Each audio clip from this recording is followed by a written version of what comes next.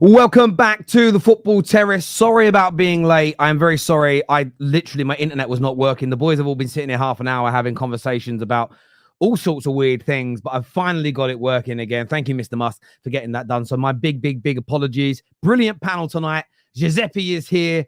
Chelsea fan Will is in. Sorry, Real Madrid fan Will is in the house with us. My brother Roms is here, and there he is, Henry Wright, aka Sinead O'Connor, aka Uncle Fester. I've got bags under my eyes naturally, but why are your eyes so black? Like they look like black eyes. Why is that? Genuinely, I have no idea. I'm actually going to the doctors about it. I think it's an iron deficiency. Come a little bit, an iron deficiency. You've got like a little bit of ozal type eyes, haven't you? Like yeah, a little bit. Yeah. Like goggle eyes. Henry, have you watched the film called Coraline? That they've got buttons for eyes. Have you seen that? I'm pretty sure it's an iron deficiency. Like iron tablets should clear it. If it's not, it's going to be probably fucking Botox or something. Viewers, make sure you hit the like and the share buttons. Make sure you subscribe. Nearly 2,000 of you tuning in already, which is absolutely mind-blowing as ever. Thank you all for your support. And the trolls in the comment section, I want to thank you all for being here as well. I know how important I am to your life. I know how much time you spend. We worked it out the other week. You trolls that are here every show, every week, you spend a third of your life, we did the maths, watching me. No matter what you say, no matter how personal you get, I can do nothing but thank you from the bottom of my heart for making my life better. So thank you to my trolls. You're the best. Keep it coming. Keep it coming. It's amazing. Look, where we're going to start. I was going to touch on Man United, but no, I can't be bothered. Unless anyone wants to rip into Man United. Anyone fancy ripping into Man United? It's getting boring now. It's getting boring. It is. We're going to talk Chelsea, but obviously we're going to talk the big game that's coming up this weekend. But Newcastle. Isak, according to reports, is refusing to engage in conversations about a new contract, which I know has got Giuseppe a little bit moist. I know Giuseppe's like, oh, we might get him, right? What's going on at Newcastle? This is coupled with a number of articles that the Saudi regime are maybe looking at a bigger club. We've seen Liverpool linked to a takeover. There was another club I saw. I can't remember which one it was. Liverpool and somebody else linked to a takeover from essentially the same people behind the scenes. There's a lot of talk that the project isn't quite working. They haven't been able to raise the income quick enough. Are there problems at Newcastle? And could the exit of Alexander Isak, who reportedly is frustrated at the speed of the project's movement, is this a real bad sign for Newcastle moving forward? I'll go to Roms first on this, please. I think it is worrying because I think Isak, for me, I always said Isak was never going to leave summer just gone. But I think that was with the ambition that the club would do more and they would kind of kick on from, because obviously we know they didn't have no Europe last season. But I think he probably thought, cool, even though we didn't have Europe, we'll still compete for top four again. And let's say we get back into the Champions League, maybe they might offer me another contract because we know a lot of players just stay for money and maybe he might give them that extra year. But now, where they've not really progressed how we thought they would be, I think he's shot himself in the foot as well. And not even just because of the ownership issues. This is why people say to footballers, when you've got a big offer on the table, sometimes take it with both hands. Because even on a personal level, he's now getting injured a lot. And I've heard a lot of the Arsenal fans, not necessarily Giuseppe, saying, do you know what? Isak's probably the better forward, but now it's Gyökeres because we know he's going to be available for the majority of the season. So not only Newcastle haven't progressed how Isak wants them to progress, his injuries seem to be getting worse. I know we said he was an injury-prone player, but let's be honest, he still plays the majority of the season. It'll be like he'll miss games like in 1 or 2 game batches, but now it seems to be like he's out for quite a long time. And I just feel he might be looking at it like, you know what, the club not progressed, but I'm actually in a bad position myself now because if next summer more number 9s come available that are more attainable for the bigger clubs, it's like, hold on, maybe I should have left last summer now because not only this club's not improved, I'm not playing Champions League football, I can't even get a move myself because I'm not that healthy enough. So, yeah, it's right now for Newcastle's not looking that good. It's not his market anymore either, is it? Like you just said, last summer probably was the best time for him to move. He's played 6 games this season. I think he's only got 1 goal, and I think that was against us. And that was against the run of play. That wasn't like a well-worked goal. That was just how you beat Tottenham is a counter-attack. The thing that's not obviously going to go in his favour is they're going to want a stupid fee. You're looking at like 120 million pound they're probably going to want for him. Gordon's just signed a new contract. He clearly can see that the movement is going in the right direction of the club. But I think a lot of this is more on a manager. I don't think that Eddie Howe this season has kind of evolved into a different play style. Like you've got, let's be honest, Alexander Isak, other than Manchester City, starts at every team in the league when fit. The only one you could maybe argue as well is Villa, because Watkins is very good as well. But they're not playing to his strengths a lot. There's not a lot of runs in behind. There's not a lot of balls into the box. Newcastle have fell off massively this season. If you take away the win against us, I think they beat Forest on penalties in the cup. But Henry, are we being a bit? Don't you think we're being a bit disingenuous to Eddie Howe as well, because he doesn't really get to spend money? I know there's FFP issues, but he's not really been able to bring in his players. I know people say this is when coaching comes into it. I get it. You need to find a way with the players you have at your disposal. But when you think of Newcastle being the richest club in the world and them not being able to spend money and Eddie Howe hardly spending money, I kind of cut him a bit of slack in that sense. I do agree with you. Tactically, they don't necessarily play to his strengths, but I do feel a bit sorry for Eddie Howe in the same breath as well. I get that. Did you know what's interesting, right? Obviously, you'll get people that will say FFP, PSR, these things are designed to slow down a club.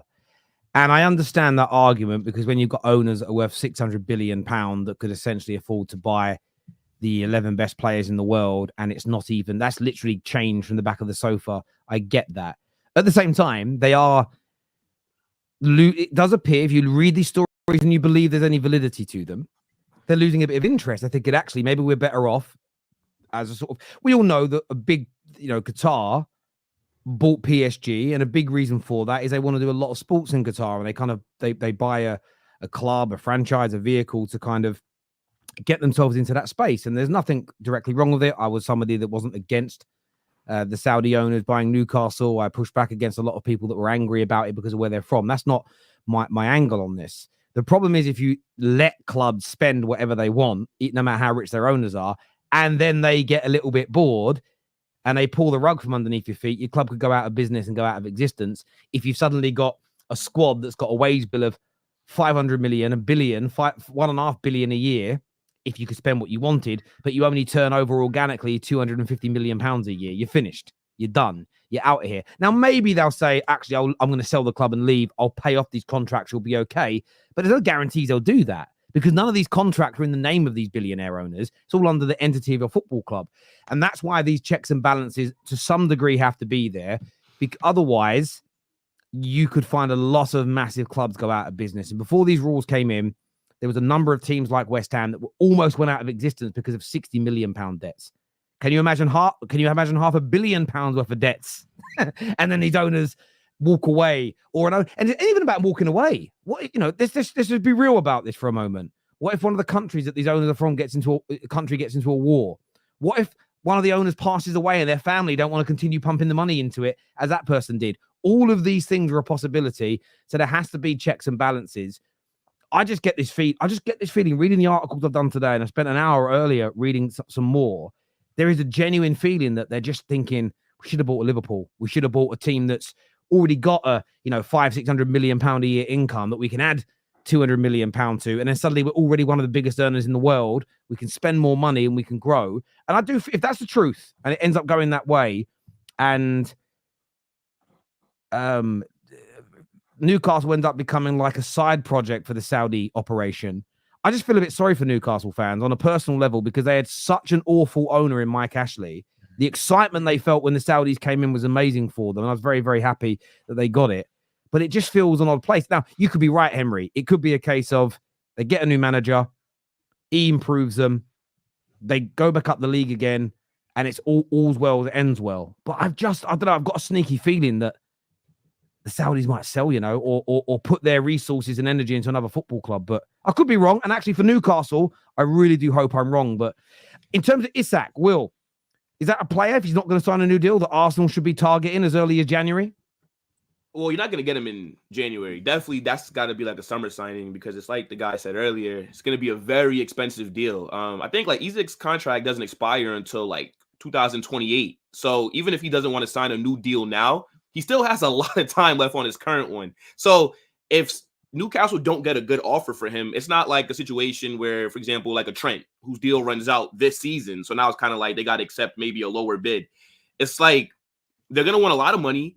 Right. And it's kind of like what Ram said, the market maybe has moved on now. Right. You're seeing like Victor Gyökeres and all these guys who are going to probably be cheaper than 120 million that it would cost for Alexander Isak. And in terms of him not wanting to sign a new deal, I don't blame him kind of for the points that you guys were making. I think the Newcastle project is just not where it should be at this point in time. And I do lean more towards what Henry is saying in terms of I do more so look at that manager because I gave Newcastle a lot of credit last summer when they were able to hold on to all their star players. You remember Bruno Guimaraes was being linked with the move away. Same thing with like Isak, like Harvey Barnes and all these guys.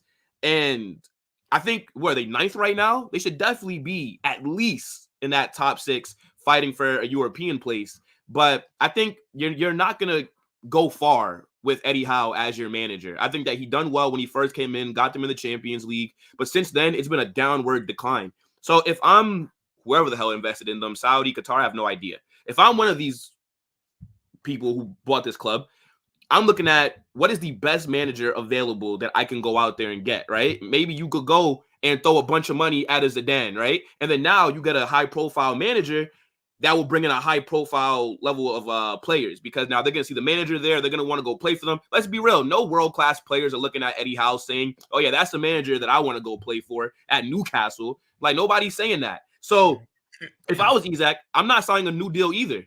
But unfortunately, your first contract is long as hell anyways. So you're going to be there at least another 3 seasons. So, you know, if he does want to force that move, then fair enough. But, yeah, Newcastle's project to me, like the excitement versus what I'm seeing now is just not just not good. You know, They're just not they do scoring have a good goals team, either. though. They do have a good and sorry, my fault, Henry. Oh. And they also just got back Tonali as well. Tonali's a very good player, right? Yeah. You have like Sved Botman, again, like Harvey Barnes, Alexander Isak, Bruno Guimaraes. Like you have talent there, so they should be looking a lot better. I think the easiest scapegoat is the manager, and you know if they have any ambition, then go get a world-class manager. Like there's a bunch of them that will leave for the money. So Is that cover buyout clause? If any of you don't know. Nah, do you? And do you know this is why players do insert Kamari buyout had one, clauses. Isak don't. But his expired last summer, I swear. Yeah, so he was only active until the end of June or July, and it was like 100 million, and now he doesn't. But they never put one on Isak. But That's the thing. You got Tonali back. You got all these players, but you lose. You're drawing with Everton 0-0. You're losing to Brighton at home 1-0. Yeah. Like, no disrespect to Danny Welbeck, but he's at like the end of his career, and he's outshining your star player in Isak. That's what I'm thinking. The manager, like, you've got a good enough squad. You should be able to galvanize that and get more results out of that. It's not loads of us would take 4 players. I'd take 4, 5, 6 players from Newcastle's team that I think would comfortably get in and around a lot of the big 6 sides. But they're just not playing. Do you know what, Henry? This is why I think players should insert buyout clauses. And I know some people disagree with this, but let's say you know your worth as a player, you're putting up numbers, you're doing your job right, and the club aren't going in the direction you want them to go. There'll be other suitors out there, and they can trigger that. This is why I believe, you know, players have to respect the club by not inserting one because the club should decide the fee you ultimately go for. Isak maybe should have, when he signed the deal, insert one because there's no guarantees in football. Yes, they're the richest club in the world, but there's no guarantee they're just going to keep going on that upward trajectory. So if there is a buyout clause that was inserted, he knows, you know what? If I'm doing my bit, a suitor's going to come in for me. Where he is at a disadvantage is he can't stay fit. And I think this season is more prevalent than past seasons that he's just not staying fit and he's not doing himself any favors. Yeah, and with the lack of European football, their wage bill had to drop as well. So a lot of those players aren't happy. It's like that's why I brought up even like a Bruno Guimaraes, for example. He was being linked with the move to I think like PSG and a few other big clubs, and he ended up staying. And I know like a lot of these players are probably sitting there like, yo, like why did I stay? Like literally. my Who's wages the player have they been cut. sold? We're sitting in ninth. Like the club can't really. And to be fair to their owners, right? Like they have made like a big signing, kind of like at least like one a year, right? So like it was Tonali before. I think that was their record deal, right? Then they bought Botman. They are kind of stacking the pieces up. But it's like they just cannot have a big summer window where it's like they sign maybe 2 or 3 like really big name players because their Did they club. buy anyone this year? Did they buy a big No, marquee they signing? sold Elliot Anderson. He's been really good at Forest. Good for Forest, yeah. He's the one. But they brought in Lloyd Kelly from Bournemouth. I think it was a free. Yeah, they went for they didn't really do Adebayo from anything Chelsea last summer. Because Will, you're spot on, but I think this highlights their problem even more. This was the first summer since the takeover that they haven't had that marquee sign. I mean, they're still stuck with Miggy Almiron, and their fan base wanted him out plenty of times. So there is problems there. There are problems there. Yeah, it could just be the manager. Giuseppe, is Isak still the number one target for Arsenal in your opinion? Is that, and this must be music to your ears, that he doesn't want to entertain a new deal? Yeah. I think it is, because I think they'll look at it as well. And although people think they might ask for stupid amounts, they might not be able to ask for stupid amounts. They might need to look at it and say he don't want to be here with the reasons of spending, and we can't overly spend. Getting even 80 million for him means that they can spend 80 million on another player, and you know what I mean. So I think they might not keep it at that high level, definitely where he ain't performing as good this season. For me, it's between him or Gyökeres. The fitness reasons are why it just scares me a little bit, but I would take Isak, because I think Isak for Arsenal, Isak's kind of perfect in a sense, because I think he could play the left wing and he could play the striker. So you got Havertz, so you can still play Havertz and you can play Isak as well. Or if you want to play Isak up top with Martinelli, you can do so. So I think it adds a bit more to our attack in like multiple positions, and we know Arteta loves a multiple position player. So would you take Isak over Gyökeres? I'd probably not. Because I really like Gyökeres, and I think we need a guy that can just score. No, I really like him. That's what I'm saying. If you come to me, it's tough, and I think I'd go with Gyökeres purely on the injury side of things. But he's got a release clause as well. Yeah. If you could if hypothetically someone comes to me and said Isak's gonna be fully fit, he's barely gonna miss a game, and that, I'd probably go for Isak. I'll be honest. But because of the Premier League experience? No, I just think it would suit Arsenal. I think it'd suit Arsenal to a T. I think that like how he plays at Newcastle, I know what Pete was saying, but put him in with players like Odegaard and Saka and see what he does. Like, you know, there is level differences. Like I know like Bruno Guimaraes and that are great midfielders, but they're more like defensive minded and stuff. I think it'd be great for Arsenal, and I think Newcastle for me, it's a bit peak, but like, listen, if them Saudis want to come to my ends and buy my club, wait. So listen for you, bro. Like, so you brought up the style of play, but do you think that like Isak could be effective in a team that plays possession based? Because I feel like he's better in transition. So yeah. So like, if you have him on like the edge of the box, just like kind of doing sideways passing, and then you're looking for him to maybe make like for me, I don't think it works stylistically with how I think Isak's skills are. I think he does, though. I think that, but first of all, I think that he isn't. No one's actually seen him put in a team that play like that to say this. Like, you might put him in a team that holds possession and he might do it really well. We also do play very different styles in ourselves at Arsenal. Games where we're sitting back a bit more and we don't need to use all our energy. Well, you can set him off up top. You know, we add something different to our team. Once again, when I add certain players to our team now, it's not necessarily a guaranteed starter for me. I think when you've got a really high level team, there's almost like you're coming in to be part of the squad, you know. And I don't say it like Isak's a squad player or Gyökeres is a squad player, but I don't think any of them two guarantee coming in and being like, you're now the guy and Havertz will never get in up top anymore or anything like that. But listen, you might be right. He might come to Arsenal and not fit the style as much, but I think we do have that style as well in our game of him being able to make runs in behind and stuff like that. And I think even possession base wise, he's got tech, like, and he definitely on the left wing, maybe not in the striker position. On the left wing, I definitely think he could do what we need him to do in the team.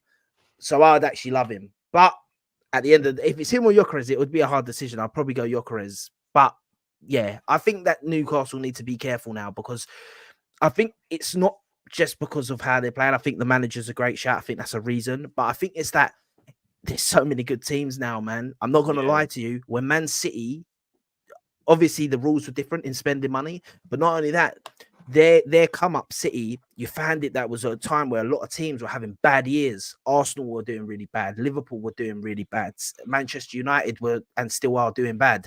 But but no, but like with Newcastle, they're coming in to a time where Man City are just dominating like no other. You've got Arsenal that have like come through and started doing great. Liverpool have been doing great. So it's even harder. That's 3 top 4 positions already taken away from these guys before before they can even do anything. Question for all of you lot. Do you think there's a world where Newcastle, in fact, the Geordies they'll go crazy, but do you think there's a world where Isak possibly hands in a transfer request in January if things don't get better from now till January? That's the only way that he leaves soon because his contract is so long that like he would need to force that move because Newcastle right now technically do not have to sell. Like there's no pressure on him. So like he would need to put that pressure on the ownership group. And I think even if, for example, let's say if things don't improve and let's say the rumors aren't true, let's say like their ownership group does want to stay and they do want to see this out, this process that they're going through. I still think even with those very rich owners, if these guys finish, let's say like 8th or 9th this season, I could definitely see something next summer where a bunch of their star players are putting in a transfer request because these guys are all like 26, 27. They're not like the time is now if some of these guys still want to go and play for other big clubs and win trophies because by the time that Isak's deal runs out, he'll be like 29 or like 28. Yeah. And then it's like, I think with the transfer request as well, though, I think if someone bids for him, like if it comes to January and Arsenal actually say to like Newcastle, like, here's 70-80 million, we want him, then I think I could imagine him handing in his transfer request and saying, I want to go there, accept the bid sort of thing. But like middle of the season, though? Like middle of the season, you think they'll sell him for any kind of money right now? Well, I don't depends on what depends, man. Depends on a few things. They could also go and buy someone at that time. I'm not saying it will happen. It's more likely to be a summer move, let's be honest. But it depends on how toxic the relationship gets between him and Newcastle. I don't know if it will get toxic, probably not. But sometimes you see it with Aubameyang and Arsenal and stuff like that. Sometimes it don't matter, man. You just got to, like, when there's toxic stuff, you got to get it out. You just got to say, you know what, we'll take the money. We'll unless he might start stinking it up for the rest of the season, and then you can get even less. People don't even really want him in the summer or whatnot, and then you get even less money for him, or you just keep him, and then you got this toxic presence always at your squad. Makes sense. Some comments here. First one says, Terry, go watch Geordie journos from 2 days ago, and the Saudis have never mentioned or said they are selling the club. Yet again, waffling shit. Well, again, I didn't make these stories up. It was in all the mainstream media. Am I surprised that Newcastle and the owners have briefed your tried and tested journalists to say we've got no interest in selling? And the articles also didn't allude to them selling directly. It's not what I said. I said it's about them maybe becoming the second-class citizen under a overarching ownership package. It will be, by the way, it will be a different organization from within Saudi and different names, but it's still essentially owned by the same people at its core. And that's a suggestion. But where I think there's no smoke without fire, and I think it's worth a suggestion, Gary, is the reports that Isak doesn't want to continue is because he feels the project is moving too slowly. There's then reports that the Saudi ownership at its core are looking at some other clubs. Chelsea was actually the other one. I went and looked at the article while I was talking. And you look at the fact that they haven't been able to increase the revenues. Now, the APT rule, the Associated Party Transaction Rule, has come in. And again, I think people are overstating the importance. Yes, in its current form, you can consider it to be unlawful because there are elements of it that are. But 23 points of the 25 that were challenged were deemed absolutely acceptable. So people suddenly think that Newcastle are going to be able to sponsor their grass £1 billion a blade is ridiculous. I think you will see clubs, and by the way, this impacts every single football club because a lot of them have got billionaire owners, will probably be able to get some additional sponsors through at slightly higher amounts of money than before. But I think we're looking at marginal gains. I think you're talking about an extra 10 million on the deal, 20 million. I don't think Newcastle were going to go from turning over 250 million a year to £500-600 million a year because of this deal. So I'm just being honest about this situation. In terms of what I have read, there's a reason that both the Premier League and Man City were told by the adjudicators of their case to essentially republish what they'd both put out originally, because both made it sound like it was this huge win for them both, where I actually think that, you know, and the best person to listen to on this was Stefan Bolton. He was so fair and so balanced with it. It's worth looking at. So do I think Newcastle are going to be sold? Not right now. That isn't what I've said. Do I believe the stories that the Saudi project, which is a huge project, and you got to look what they're doing in boxing? Do I think they're interested in buying other big football clubs and other big Premier League clubs? Yes, I do believe there is truth in that. And the question is, if they buy Liverpool and or a Chelsea, are they going to put as much resources into both clubs? There's a potential for no. So that's all that's being said here. And with a player like Isak going, this project's taking too long. What does that say about everything else that's going on internally? It could just be Eddie Howe's the issue. Fair enough. But imagine, this is my issue with a lot of football fans. Imagine us not having these discussions and just ignoring them and saying it's okay. We might upset a Newcastle fan by talking about it. It'd be crazy. Terry, how does one get on your show? Must get on. Bermuda Guna, contact KJ on Twitter or the Football Terrace account on Twitter. So at TF Terrace. Let us know. We'll try and work out a way best getting you on the show, my friend. Man United legend here. This is already hurting my dyslexia. He says, I love this channel and this show is class. Super chats, I think he meant to say. And the show support people. Super chat and show support people. Right, I get it now. And to the haters, you guys copy the Terrace and now you want to hurt it. That will never happening. Look.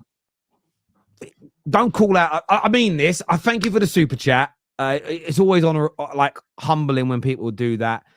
To anyone who dislikes me or doesn't like what I do, honestly, I can't say this. When it comes to criticizing my channel, criticizing my football opinion, it's not personal. It has zero impact on me. I don't spend any of my day really thinking about it at all. I don't. So I appreciate that a lot of the viewers, a lot of our members, super chatters want to defend us. Look, you just turning up and hitting the like button is all I need. And like I said to the trolls, and I did delete some of your comments in there earlier because I was trolling them back, and they're like, "That's not trolling. That means you're a kid." That's why I don't take you guys seriously. And then do you know what one of them said? Well, we're just calling you out, but you were calling me out for things I ain't said. You want to challenge me? Come on, show your face, and we'll have a conversation, or ask me a genuine question about something I've said, and I'll answer it. But it's come on now. Stop. But Man United legend. Thank you very much indeed. I appreciate that, bro. Thank you. Can I just add one last thing on the Isak thing? Because I see something earlier that Barcelona were interested in him back in the summer, and it got me thinking. Lewandowski, he's got to be what, 35, 36 now. They get back. Like, I know Will might not want to if they win the El Clasico at the weekend, 6-point gap, end up winning La Liga.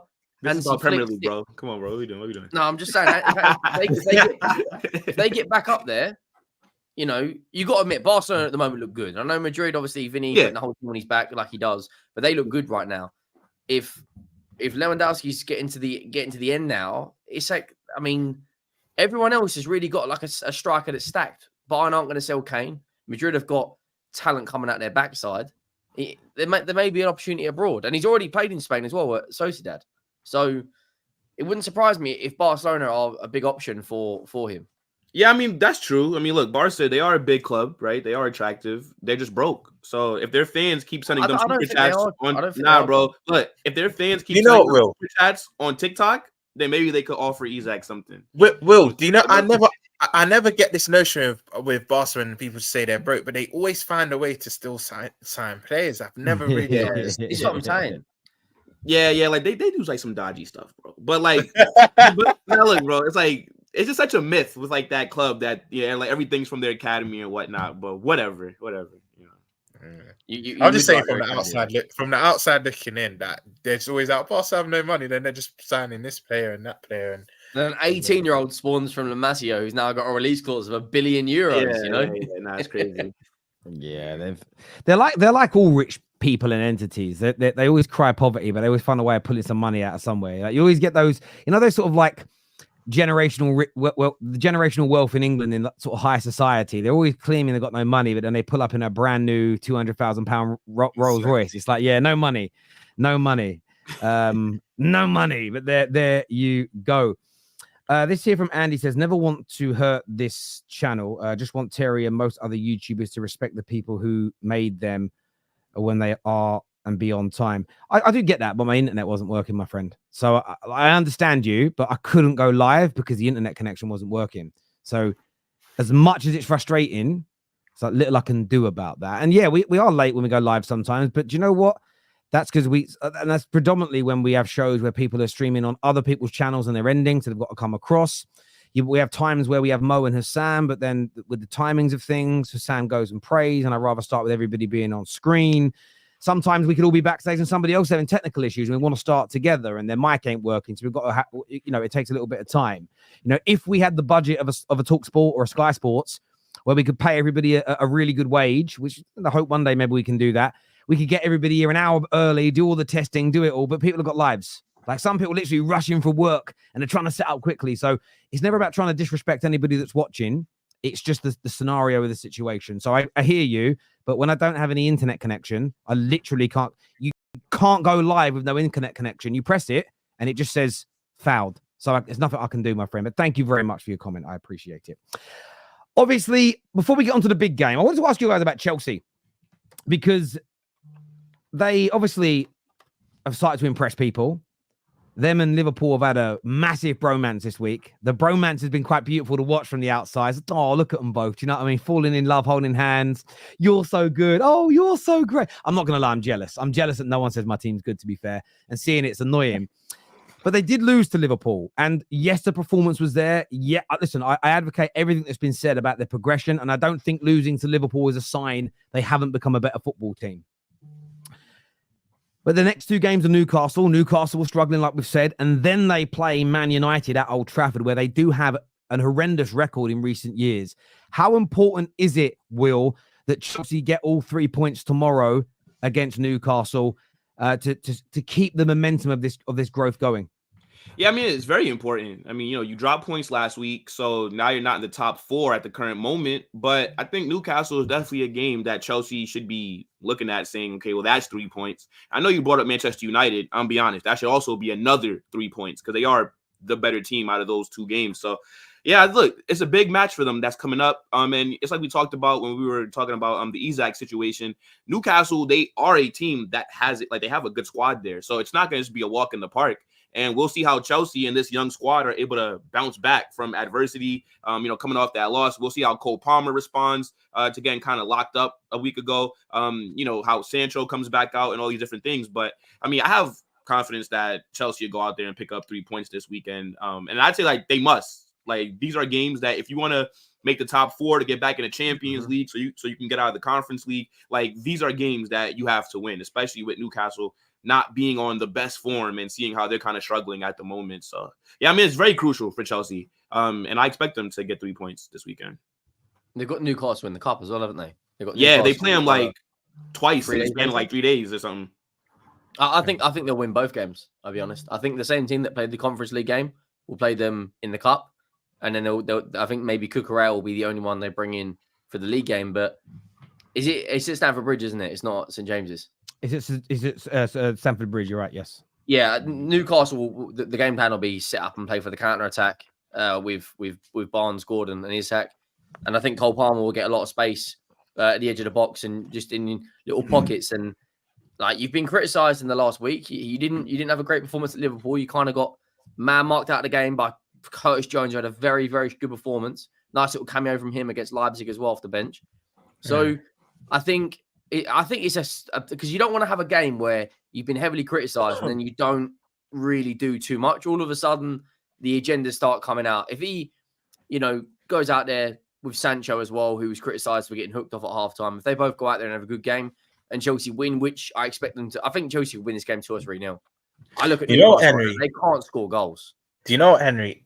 I agree with you, the scoreline. I think Chelsea actually win this game comfortably, but I disagree with how Newcastle are going to set up. I think because they've just had an embarrassing defeat to Brighton at home, I actually think they're going to take it to Chelsea, which is going to play in Chelsea's hands. That's why I think the scoreline will be comfortable because, yes, listen, with Chelsea's attacking prowess and that, you need to kind of be a bit conservative with what you play. But then Newcastle might be looking at that. Hold on, we got Joe Linton, we got Bruno Guimaraes. Yeah, they're got, a physical team. Is Willock fit or is he still out? I think he's still out. I'm not sure he's still out. But then obviously you got Barnes, Gordon, Isak. They still got a lot of good players. So I just feel that they're gonna bring it to them. Maybe had they beat Brighton and had more points on the board, they might, see this as a game where, let's hold out for a point. I think they're going to go for it, and I think it's going to come back to bite them. I think Chelsea will win this comfortably as well. Do you think they'll make any changes? Because obviously Felix bagged the brace against Panathinaikos. And I know people are saying, it's only Panathinaikos. It's still a European game. It doesn't matter. Like if we didn't have that penalty, we don't beat AZ Alkmaar. So it's still a European game. Do you know what, Henry? They're a big Greek club. Them and Olympiacos think 1 or 2. Like you can't walk through that part of Greece in red, or you will be shot. Like it's no joke out there.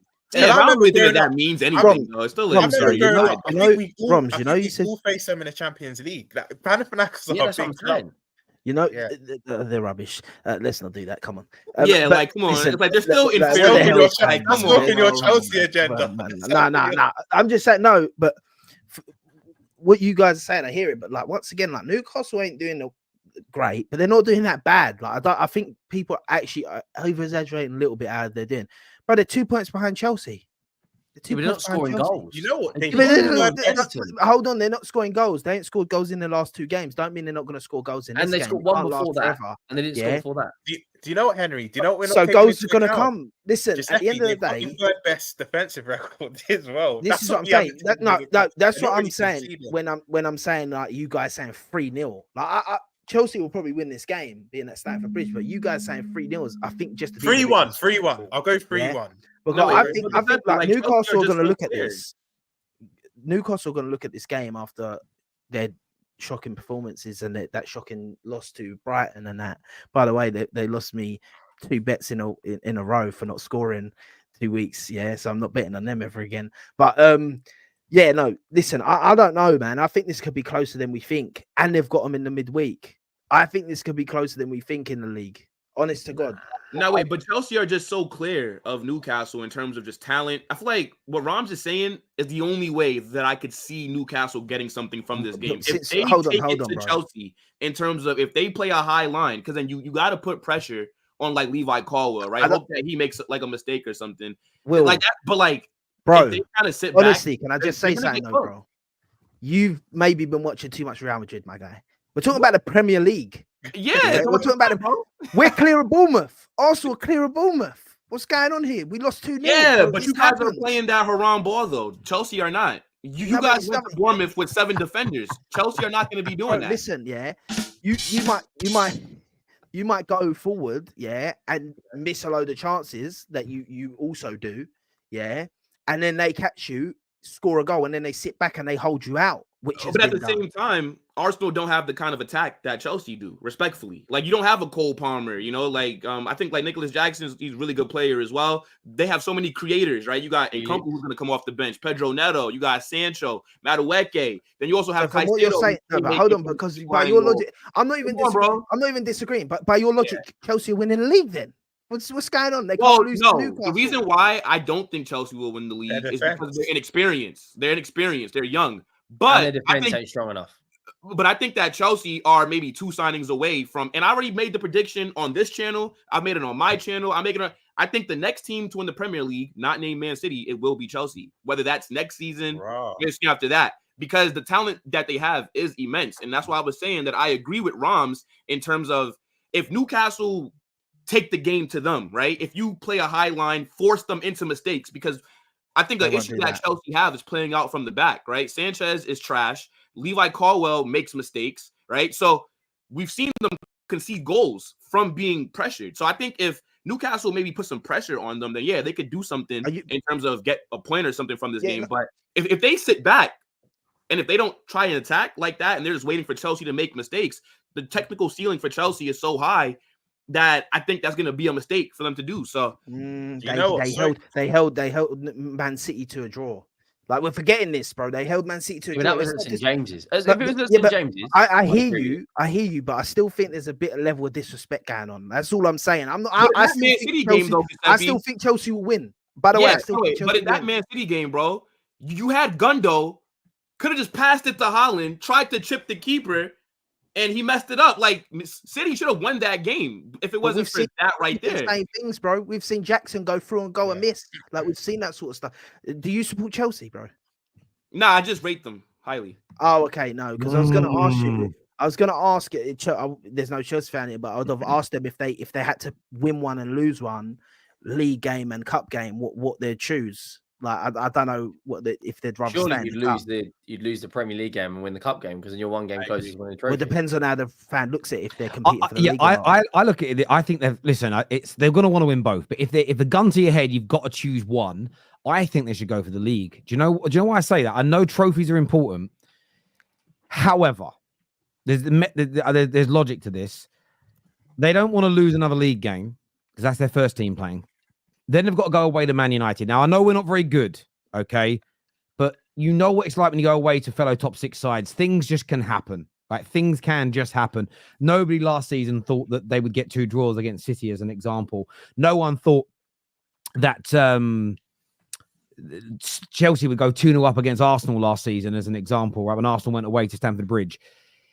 For all the momentum they've picked up, Chelsea, if they suddenly drop points this weekend to Newcastle, got beat, and then went away to Man United and, drew, you don't kind of want problems, anxiety, stress, sort of the hangover of last season to start creeping into this one. I think from a Premier League point of view, they've got to keep winning and growing. I think that will produce more confidence. Ideally, they want to win both, but I just think at this point, keeping that form going in the league is key. And I understand winning trophies is part of the pinnacle of football. But if you're just winning trophies, but you're not improving in the league, I think you're falling short still. And I think that their league form, because typically speaking, if you're a very good team in your league, a very consistent team in your league, you've got far more chance of winning trophies over, say, a 5 to 10 year period than being a mid-table side. Like, history dictates that. So I think they've got to, if you're picking between the two, and I can't speak to any Chelsea fan, I'm not one, I'd probably go with continuing the league form improving personally. But I'd agree. Early on in the season, I'd agree. I think losing the Premier League game is still early, right? I feel like to go out at this stage of the Carabao Cup, that's a really bad look. So I feel like if you had to pick, if this was May, and let's say it's either you win the semifinals of the FA Cup to make the final, or you lose the Premier League game and then you just miss top 4, right? Something like that. Then, okay, it depends on what you care about more. But I think so early on in the season, I feel like even if they were to drop points versus Newcastle, I don't really think that has a direct effect on the expectations that people would still have for them rest of the season. Because it's not like anybody really put them in a title race anyways. No, so I do around that top 4. I get that point, Will. I do get your point, Will. I do get your point. The problem is if you suddenly go 9 to 10 games in, and let's just say United beat West Ham at the weekend and got a result against Chelsea. And I know JV here, who's a United fan, says no, Terry will do nothing against them. I kind of agree with you, but I'm talking about this from a worst case scenario for Chelsea. Suddenly then maybe the media pressure. Right now the media is talking very positively about them. Their own fans are positive. Rivals are positive. I don't know about other nations. I can't talk for the psyche of other nations. In England, the teams that you see typically do well are when they're getting the most positive news reactions, positive fans, positive rivals. When everyone starts saying, bloody hell, they're looking good, there seems to be an improvement in that side. So I just think still for a very young team, keeping that praise is important to maintain that growth because the pressure might just succumb to it. But I'm sure in reality, they want to win both in that. Wait, so Terry, I actually have another point real quick. So go on, mate. Yeah, don't have to rush it. Go on, mate. That the Carabao Cup, right? If you get past a certain point, it's a very easy cup to win because a lot of the big teams do not take it as serious as they should. Because regardless of if it's the Energy Cup or not, it's still a major trophy, right? Like it still counts. It's not preseason. It's still a boost for your team. It still goes into your major trophy haul count. I think if you're Chelsea, the expectation should be to win that trophy, right? I mean, you don't spend all that money to just come 5th or 4th this season. I disagree, bro. Okay. And the reason I disagree, and I agree with Terry, is I think that league form and them getting in the Champions League is much more pivotal for them. And the next 2 games after that is Manchester United and Arsenal. And you could fall down a slippery slope of dropping points in 3 games. And the thing is with the Chelsea, right? I understand Henry saying this, Tottenham don't win anything, right? But in recent, why are we getting joy? because you quickly said about the Carabao Cup. I'll be real, Chelsea fans don't really care that much about the Carabao Cup. The ones I know anyway, a lot of them, they would win it. They're happy to win it, but they've watched their team of recent years win Champions Leagues, Premier Leagues. They'd rather get Champions League. I guarantee you 9 out of 10 Chelsea fans, if you say to them at the end of the year, finish 5th and Carabao Cup or no cup and top 4 this year, they're picking top 4. First year with the manager, he's not under pressure to win a cup. It's only the Carabao. And I think at the end of the day, that's why I think they'd go for the league. And I would, if I was them as well, go for the league game, because I just don't feel like they need to win a cup this year. Like, but it's October though. So, like, but again, can we be careful with this conversation though? Because you created a hypothetical, which was you have to choose one or the other. In reality, no. As in Giuseppe's question was like, there's a gun to their head and they have to choose one or the other. I'm going with the league side. In reality, Chelsea fans should be demanding both. I think Chelsea fans should be demanding, the same as I would as a United fan. You want to progress in the league and you want to win trophies. You want both these things to happen. And winning, when I hear people say sometimes trophies are just the pinnacle and that's it, that's such a broad and, in my opinion, inaccurate statement, because you could win the FA Cup and get relegated. Don't tell me getting relegated with an FA Cup is the pinnacle of football. I mean, the pinnacle of football, you could argue, in England is doing the quad, right? That's the pinnacle. You cannot get higher or better than doing the quad in a single season. So, I think you've got to look for all of these things. But I think on the game, I agree with Will 100%. I think Chelsea are winning. I think I predicted 3-1 earlier. I've changed my mind. I'm predicting 3-0. I think Chelsea are going to. I think Chelsea are going to batter them. I think this Chelsea team are so much better than some people still want to give them credit for. They're becoming more deadly up front. I think Palmer will be back to his best. He was kept out of the game by Liverpool. I think he's going to score. And I also think Sancho's going to turn up this week. And I think he's going to right some, not even wrongs from him. Like, I'm going to stand by it. I still don't think he should have been taken off. I don't buy this notion that he wasn't doing well against Trent just because Trent was winning. The irony is, most defenders win most of their duels against the attacker throughout a 90-minute game. Otherwise, how many goals your team would score? Most shots don't go in, right? So, yes, at that point at half-time, Trent had got the better of him, but he should have won a penalty against him. How different would the narrative have been if that was given? So, I think Sancho will have a good game as well. But, yeah, I think, and I'm going to go 3-0. 3-0. I see, but I feel like a clean sheet would be a little hard, though, because I don't trust Sanchez and I don't trust true. So, it's like, I mean, but, yeah, they should still win, though. But I don't know about 3-1 is probably a safe bet. Yeah. I'll say 2-1. 2-1. Ooh, okay. I'll go with 3-0. Terry, the disrespect to Newcastle is wild. They might be. I mean, listen, let me just say this now, Taylor. Me saying I think Chelsea will win well is not the same as me saying there is zero chance that Newcastle can win. There is a distinction between those 2 points. So if Newcastle win, am I going to go, fucking hell, never saw that come in a month of Sundays? No. Because Newcastle, when they turn up, can play well, but they're not in great form at the minute. I think Chelsea are playing very nice football. They're at home. They had a brilliant win last night in the Europa League, and I think they're going to do it. It's as simple and it's as straightforward as that. As far as I am concerned, I don't think it's disrespectful to predict that happening. Terry maybe remembers back in 2000, 2005, Greek teams were decent.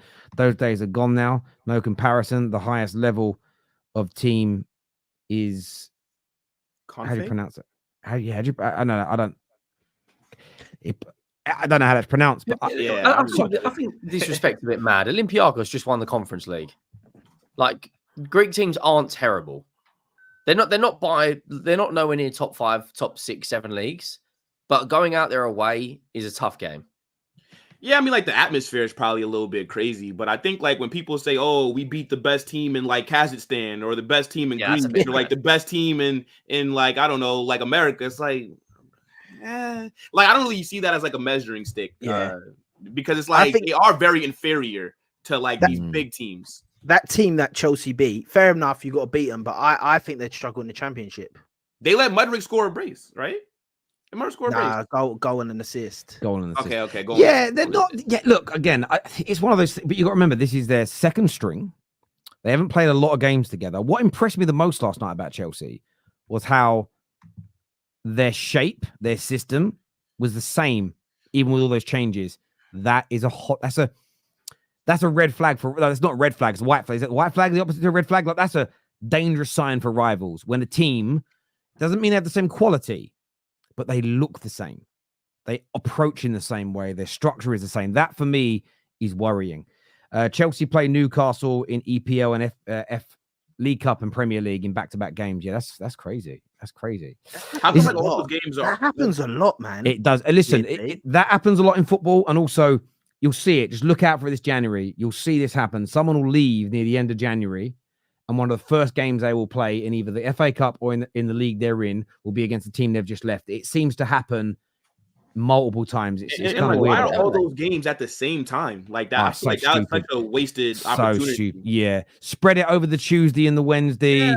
It's annoying because like you again, I don't know what it's like in the States, but you pay for your subscriptions and you want to watch more than just one game. And I'm fortunate with my setup in here. I've actually got 5 screens, right? So I can theoretically put them all up, but I can't watch 5 games. I'm not Rayman. Do you know what I mean? Like my brain don't work like that. You talk about them in depth. It's annoying. It's like the new Champions League nights. As much as I understand they've got more teams in it. Like when I grew up, there was such a small amount of teams in the Champions League. You could kind of watch a lot more of the games. Now it's impossible. You have to and some weeks there's like in the new format, you got 4 or 5 excellent ones, and you're like, fucking don't know which one to watch. It's crazy. Yeah. Terry, have you ever thrown a fight?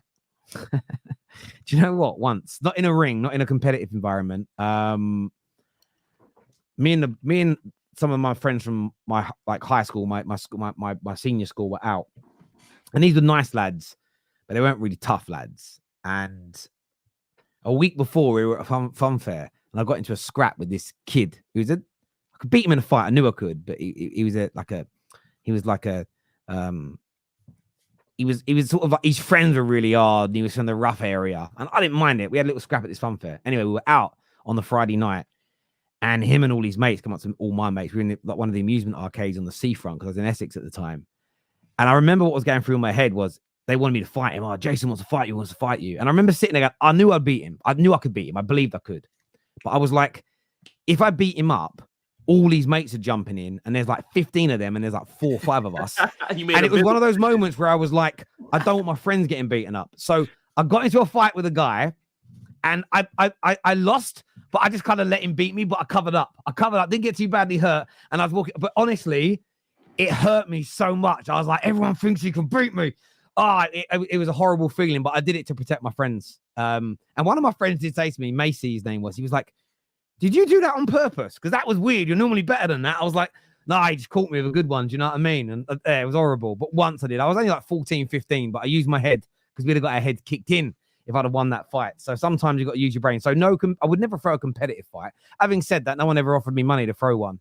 Someone offered me £3 or £4 million to throw a fight. Maybe I'd have done it. It never happened. I don't know, but probably not. No. Thanks for the show, guys. You make my shift easy. Thank you, Maz. Thank you very much indeed, my bro. I appreciate that. The fear of Chelsea winning something before Arsenal to Arsenal fans is so real. Are you fearful of that, Giuseppe? When we say, am I fearful of that? In what aspect of do I think it's going to happen? Probably not. Would I be upset if it did happen? Of course. But I wouldn't say I'm fearful. I still have faith in Arsenal to win something this season. So I don't know, man. I wouldn't say I'm fearful of that happening. No. Okay. I don't believe you, but okay. The way you muttered and stuttered your way through that sentence, because is your internet gone? Yeah, it is. No, the thing is, with the fearful thing, I'm trying to understand what they mean by fearful. Am I there going, oh my God, I think it's going to happen? Like, I think Chelsea are going to win before us. No, I don't think that. But I'm worried that Liverpool will win something before us as well. I'm worried anyone will win something before us. Man City are the only team. Yeah, I won't be worried about winning the league over Arsenal. Anyone else, I'm fearful of them winning it because it's Giuseppe, I have a question for you. So if Arne Slot in his first season wins the Premier League, you got to sack Arteta then, right? You must. Depends. Who's available? Will was so disappointed by that answer. No. The way Will just sorry. The way Will just went. He's just so disappointed. No, bro, like who we bringing? I'll agree to say we've got to look Yeah. and see what's out there. But if you're telling me I'm going to bring in someone that ain't the levels, Xabi Alonso. Xabi Alonso. What do you mean by levels? What has Arteta done to prove that he's a level above anybody else other than finishing second? Well, the FA Cup does right, 5 years ago. Yeah, I know that, but that was 5 years ago, and it's an FA Cup. I'm genuinely. I'm not even trying to be a dick. Like, I'm just genuinely asking. What makes it competing with the one of the greatest teams ever in the Premier League, which you know how good your manager was, and he only did it one time, so you know how hard it is to actually do that. So you're telling me that I would not sack him if it meant bringing in a De Zerbi. Yeah, if you tell me I'm bringing. But then, do you not trust your board to sack him and then go get a replacement? No, no, all right. No, fair enough. No, I don't trust my board. Fair enough. If the Saudis come in, maybe. If Leverkusen win, Kroenke is not selling. If the only one that I think they'd look at is if they don't win the league. If Slot wins the league, fair play, because he's done a phenomenal job so far.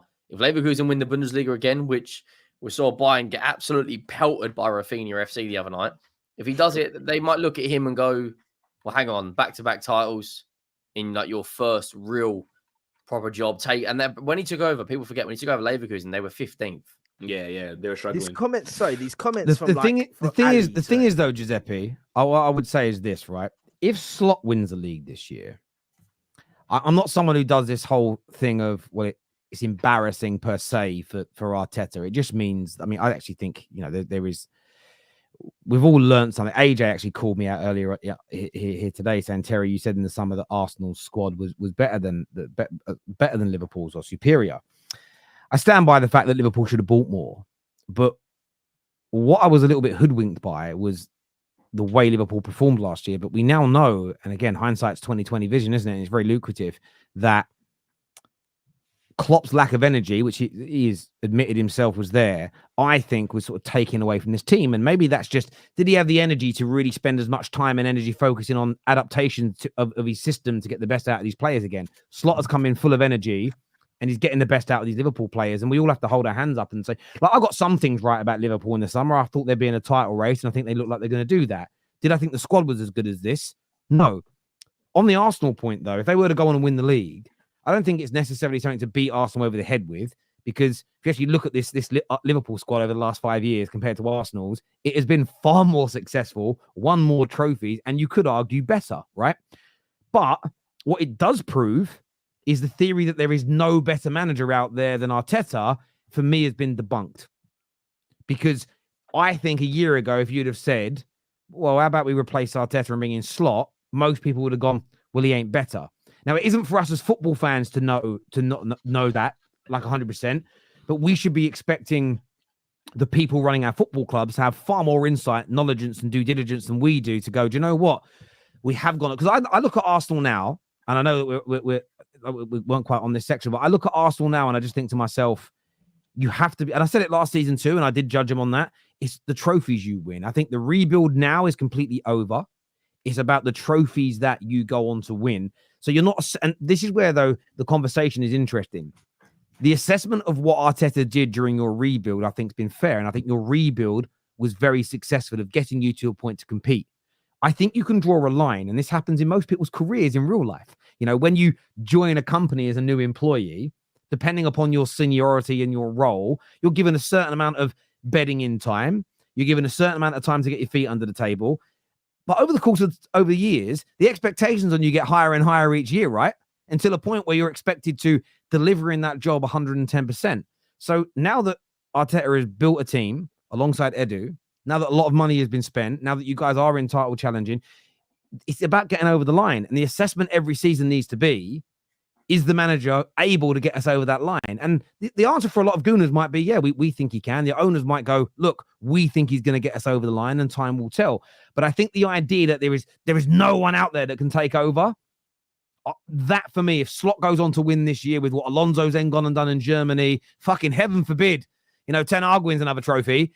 I think that debate, that element of the debate is over, if that makes sense. So I wouldn't call it embarrassing if Chelsea win a trophy. Well, maybe Chelsea's a little different though, because Chelsea are in a rebuild with a fledgling manager. And I think that, this is why Arsenal this season, I think it's so important for you guys to win trophies this year. It really, really is. Yeah, I agree. Listen, by the way, I agree with that thing about the manager. And as I said, if anyone other than City win the league this season, we have to look at who we can bring in. But I'm not rushing to sack Arteta without a clear, good manager coming in. I don't trust my board the same way that maybe Liverpool trust their board with the appointment of Slot, right? So I don't know if they bring in someone that no one really knows about, if it's going to be a great guy to bring in, but we never know.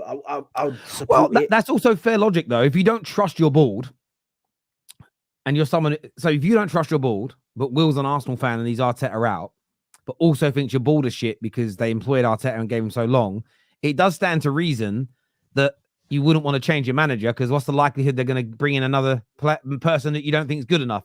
And I used to say that a lot about the Glazers. I understood why managers had to go, but the idea that if they stayed operating in the same way that we were going to get better with any new coach was always crazy to me, and we failed every time. So I do get that perspective and point of view. By the way, welcome Mike to the show, coming on to back Liverpool. When I got told Mike was coming on, I thought about a completely different Mike, and then it turned out that person's name isn't Mike. That person's called Nick. Do you know what it is? You both got moustaches. And I got confused. That's what it was. You both got moustaches. Then when you came on, I went, oh, no, it's not who I thought it was. I thought it was Nick from that football club channel. It isn't. It's Mike. And I got confused because you both got very big moustaches. So welcome. I'm sorry to the show, disappoint. I'm sorry to disappoint that I'm not Nick, but I'm here and I'm ready. I'm not disappointed at all. I'm not disappointed at all. It's great that you're here. It really, really is.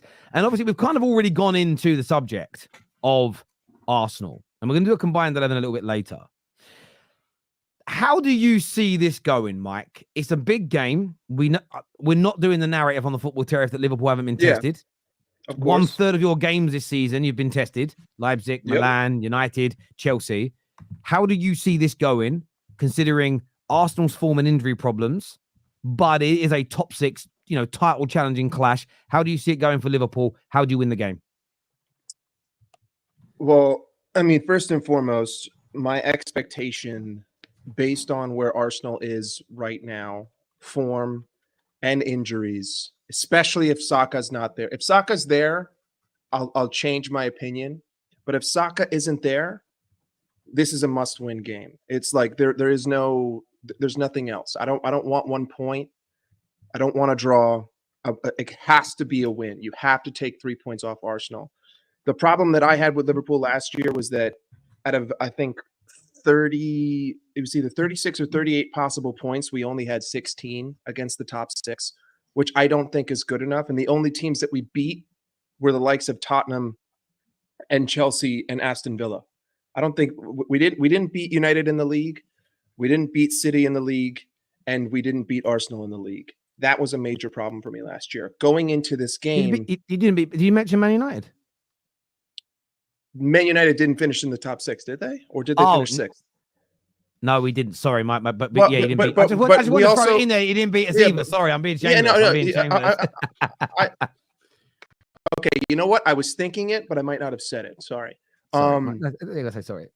Regardless, this has to be a win going into this game. I think that Liverpool's form is spectacular, especially defensively. I think Arsenal creatively have been especially poor without Odegaard. And now without Saka, all of a sudden, there is no central creating outlet in that team. I don't really rate Martinelli too highly. I definitely don't rate Jesus. And Kai Havertz just hasn't been the same Kai Havertz that he was last season. I've never been one to consistently put him down, but I don't think that the cohesiveness of the attacking structure of Arsenal is there so far this season without those key players. And if you're going to be Liverpool, and if you want to win this league, or at least have a chance to win this league, you have to go into the Lion's den when the Lion is wounded and beat him. You know what I mean? Like, people don't want to talk with confidence about Liverpool yet. I get it. We're only 12 total games, 13 total games, 8 Premier League games into this season. But what I've seen from us so far, 3 goals conceded, one of those being an own goal. So in reality, you've really only conceded 2 goals from the opposition. You've scored 15 or 16 goals. You've looked confident throughout the whole season so far. We haven't picked up a single major injury. We should have our first, full strength 11 in there, which means that all of our best players will be there and Arsenal's best players won't be there. You have to win this game. In terms of tactically, I think Arteta's going to set up defensively. I think that Arne Slot's going to go in there trying to hold possession of the ball. I think, how is it going to turn out? I don't know. Where I see the biggest fear is set pieces, because our defense on the set piece is so terrible and Arsenal's offense on set pieces is so good. But I don't know. Open play wise, I'm not too worried. To me, it's just going to be a matter of, is McAllister fully fit? Is Salah going to show up? Are we going to rise to the occasion? But I don't know. I mean, like you said, these games are very iffy based on form, because that all kind of gets thrown out the window. We've seen it in the past. But this has to be a must-win for me.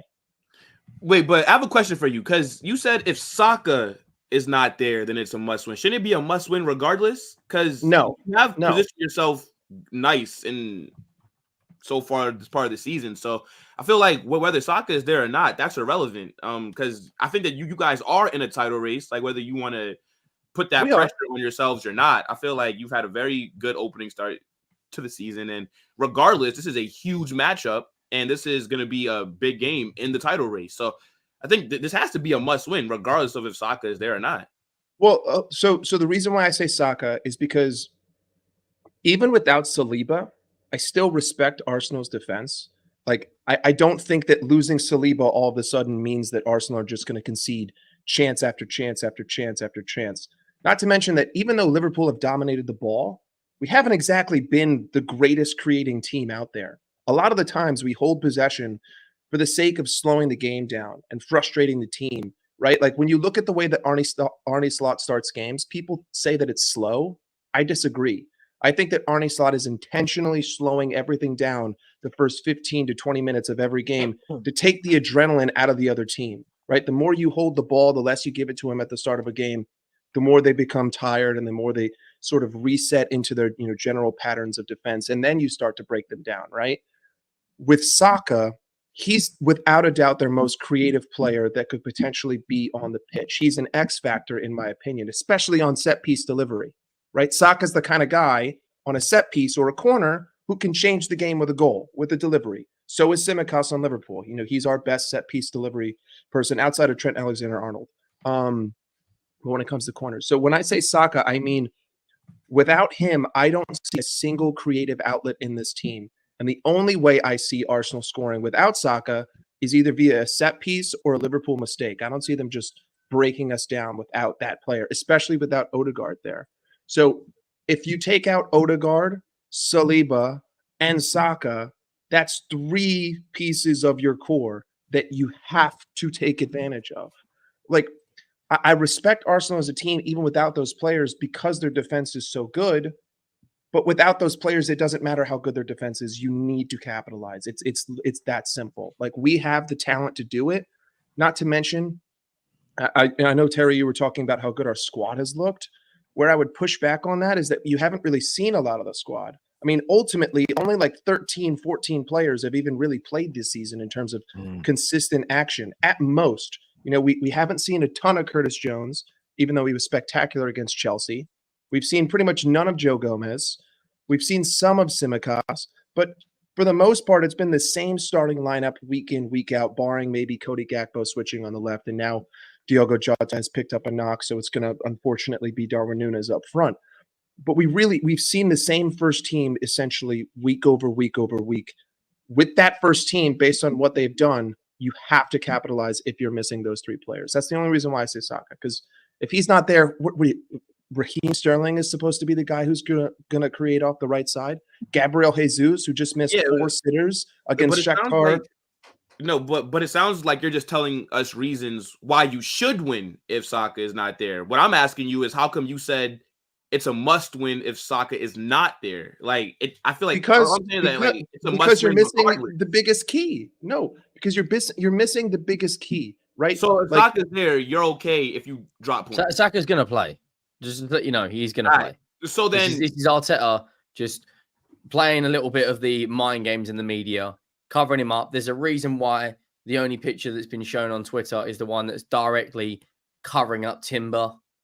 You know, this is all mind games, and they will shithouse their way to a win. Arsenal will shithouse. Arsenal will win this game. You think Arsenal will win? Wow. Yeah. I don't think Arsenal will score. I think Even Saka with plays. They've got this thing in their kind of team at the moment where random players pop up with goals, and we saw that at the Etihad with Calafiori. And I think you'll see a similar performance where Liverpool, Arne Slot is obsessed with control. And I think what you said about the first 15 minutes makes a lot of sense. He will go into this game. I don't know what the midfield three will be, whether it's, I don't think Szoboszlai should play this game personally. I think he will, but I don't think he should. And I think he should, you'll go up against Declan Rice, Marino, and Partey. That will be the midfield three, and they will be happy for Liverpool to have 65% possession. But when it comes to set pieces, that's where they'll get their goal. And it will be someone like Gabriel, and they'll come out with a 1-0 win. That's what they're going to do. If Liverpool can, it sounds weird, because Liverpool can afford not to win this game, come out of a draw, and they'd be still relatively happy with that. But if Arsenal come out of a defeat, it's 7 points. 7 points at this stage in the season. I know we're only 9 games in, but still, and the City have got a favourable fixture against Southampton, but I think they'll galvanise. Havertz has got a great record at the Emirates this year. He's already got 7 goals. I think they'll shithouse their way through it. You know, I don't know. It wouldn't surprise me if Liverpool get a result. So basically, you're saying that Arsenal against Liverpool are going to line up how they did against Bournemouth, just throw Saka back on the right. Because what kind of injury Tim will play? And I think Martinelli, the way that Liverpool are going to set up Arsenal on the counter, they have to put Martinelli out on that left hand side. If they go with Trossard, yeah, it's a wrap. What kind of injury did Saka suffer that kept him out? Sorry? So what kind of injury did Saka have? Hamstring. I believe so. So, I mean, like, that's pretty significant. Like, do you think that he starts? Like, because so just right back. Have to. They'll bubble wrap him, go out there, wrap him up in cotton wool, whatever the American terminology is, wrap him up in, I don't know, some level of bulletproof paper, and he will go out there. I think that Arsenal can't afford anything but 3 points. And I think the way they're going to do it will be a similar performance they played against us. Liverpool have all the ball, and Arsenal will shithouse their way through it. But the thing is, I think it'll be a carbon copy of this. Liverpool, go on. I was going to say, if this was last season, I would understand the idea of the counterattack play. But the issue with this season, I mean, first of all, our away form, we've won every single game. We haven't dropped a single point anywhere away from home so far this season. Second, the way that the team sets up, even when we dominate possession, it's not like last season. If we lose the ball, I don't remember the last time we gave up an odd man rush. We've given up counterattacks, but every time we give up a counter, we're even with the opposition. It's not 3-on-2, it's 3-on-3. It's not 2-on-1, it's 2-on-2, right? It's not 4-on-3, it's 4-on-4. If Arsenal can somehow manage to become the first team to get odd man rushes against this Liverpool defense this season, then sure, I would agree with you. I would begin to get worried. But because of how solid we have been against the counterattack, I don't think that is the smart way to approach this game. And if you're going to start 3 DMs, you're essentially telling me, hey, Gravenberch, McAllister, you guys can hold the ball at the halfway line as much as you want. Beat us with the ball over the top. All good. Which, if you're Arsenal at home, that's a dangerous way to play against a team that doesn't concede counters.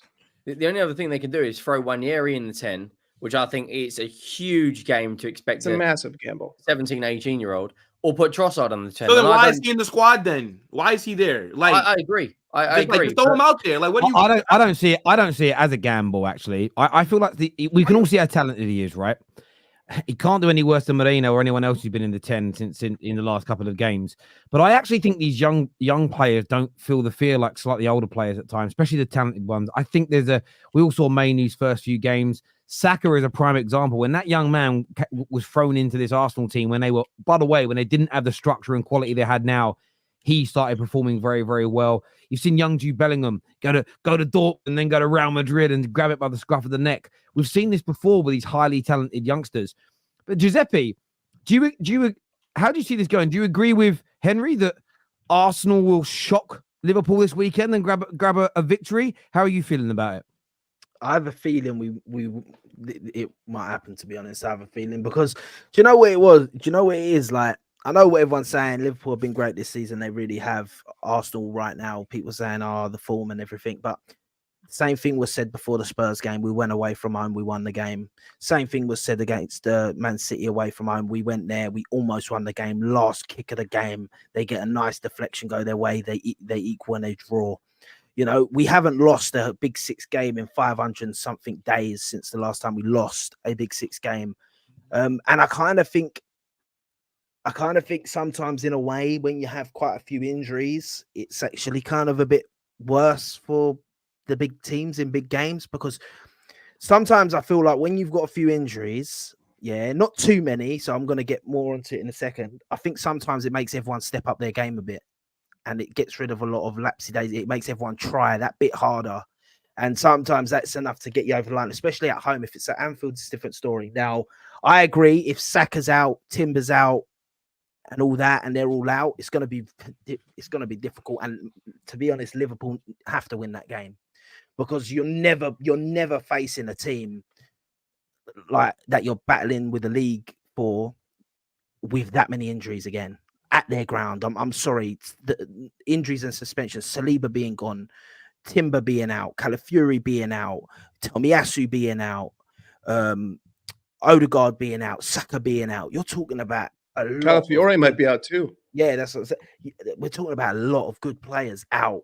Yeah, that is the time you have to win. And I've generally said if Arsenal beat Liverpool, I actually don't think Liverpool will win the league. I think that tells me they won't win the league. And I know a lot of people saying, "What? It's one game." It's not about that. It's about that. It's just about how much they have to go and win it.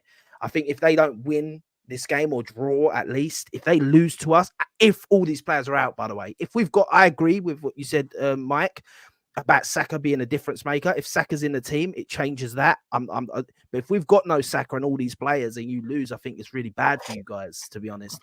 I think we'll win the game. I generally do. Like, I can see it being a draw. I'm not going to lie. I could see that happening, being like a 1-1 draw. But I think we'll win the game. If I offered you a 1-1 draw right now, would you take it? I don't know. It will all depend on if Saka and stuff are fit. I'll be honest. If Saka's fit, would you take it? If Saka and Timber are fit, both of them fit. No. I wait with them two fit. Let's be honest, bro. I think Timber being fit for me is huge, because I think Timber being fit makes our defensive issue not as big, because I think Timber can do a job. You can either put him in the centre back instead of Saliba, or you can play him in the left back, vice versa. By the way, there is this sneaky thing in my head that thinks even Calafiori is going to play, and all three of them, and it is an Arteta mind game, and all three of them are going to play.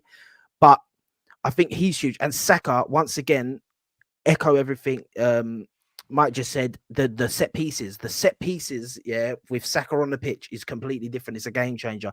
Everything like people will disrespect Saka, but then now we ain't got him, everyone will be like, "Oh, Saka's really important if he plays for Arsenal or not," like, because he just gets disrespected. He is an X factor in the team. I don't care what anyone says.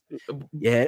So for me, I think we've got enough to beat them, being at our ground, and it's a must win. And I'll be honest, this reminds me a lot. Maybe not with the injuries, but this reminds me a lot of last season. We had Liverpool, and there was a lot of talk that if Arsenal don't win this game against Liverpool, they're out of the title race, they're out of the league. Liverpool running away, and we went and we beat them.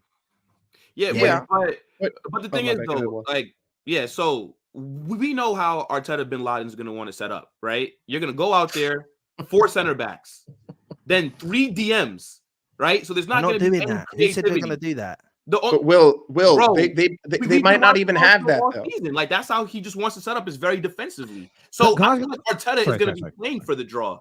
Can I ask a question, Will? Arteta hasn't played once for a draw this season. No. I'm saying I think this game.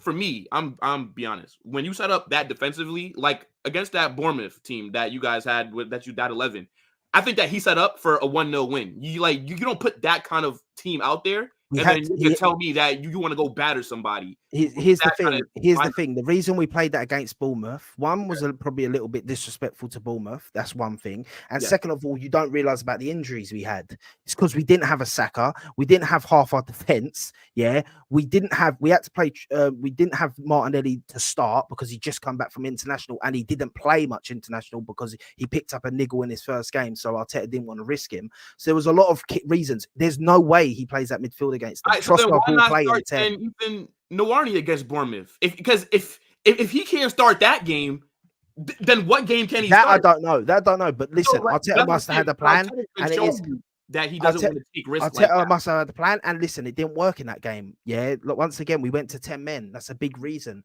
We can all say about the midfield and the thing that Arteta was doing didn't work, and that when a player let him down, and got sent off. If he didn't get sent off, you don't know. We don't need Saka to beat Bournemouth. 100% we don't need Saka to beat Bournemouth. But when you go to 10 men away from home at Bournemouth and you've got a load of injuries and you're not playing the greatest in that game and Bournemouth are really up for it, you get punished. And that's what happened. Few personal mistakes. That's all it was in that game. I don't see where the goals come from against this Liverpool side that are playing. Guys, can I ask a question very quickly on what you said, Will? Yeah. Let's say they play terrorist football as you've described it and win. It's crimes against the sport, Terry. What Arteta doing? So if he goes relatively defensive, absorbs Liverpool and beats them 1-0 on the counter, what's the problem with doing that? No, there's nothing wrong with doing that. What I'm saying is how I think Arsenal are going to line up. I just don't think that they're going to have enough creativity on the pitch to break through that Liverpool team that we've seen play excellent defensively this season. So what I'm saying, like, it's going to be lack of options because you're going to be out there with 7 defenders. So I think Arteta is going to be playing to just to get a draw. Like, that's just what I think. Like, there's no excuse to be out there so defensively set up, and then you're going to try and tell me that. I think it will. Sorry, Giuseppe. I think it will depend on how many people counter. Whenever you play, if he does play on the counter, playing pragmatically, parking the bus, whichever phrase people want to use, terrorist football is fine. I think the amount of people you commit to a counter attack tells you whether that tactic is to try and not lose versus trying to win. So if they're counter attacking with 3, 4, sometimes 5 people, they're trying to win the game. If they're counter attacking and it's literally Kai Havertz and Trossard Kai Havertz and Martinelli, and every time they get isolated, you turn around, there's no other players there, they're sitting back, then I think you're making a point. But I think it depends on how many people are committed to the counter attack. Terry, you're saying that they're going to go counter attack with Mikel Merino in the 10. Well, I don't know if he's going to start that lineup, do I? I don't think he is going to try that team again. I don't think he will. If he does, then there's again putting the wrong personnel in the positions is different to how many players you commit to the attack. Last night, Man United played a number 10. He just so happened to be a defender. But he wasn't doing a defensive role in that position. We were trying to attack through it. If he's got the defenders in attacking positions, but they're still committing 5 players to an attack, 6 players to an attack, that isn't having a defensive mindset. The defensive mindset is when you only allow 1, 2, sometimes 3 players to attack at any given time. And typically speaking, even when teams are at home and they attack, generally teams rarely have more than 5 players in their attack. Some teams do. Spurs overload a lot, but that's also why they get caught out and concede goals and get criticized a lot. So typically speaking, Pep's system, he only really affords 5 players to go forward in the attack. So I think it's not about who you pick per se or the approach to the game. It's when they attack, how many people are in it. That is what I've always typically focused on. There was a game years ago where people were trying to defend Jose when he was a Man United manager. We went away to Liverpool. And everyone was like, no, it's fine. We used to do this with Fergie where we'd sit back and absorb and counter. And I remember I was fuming. I was at the game. I remember going, no, we didn't.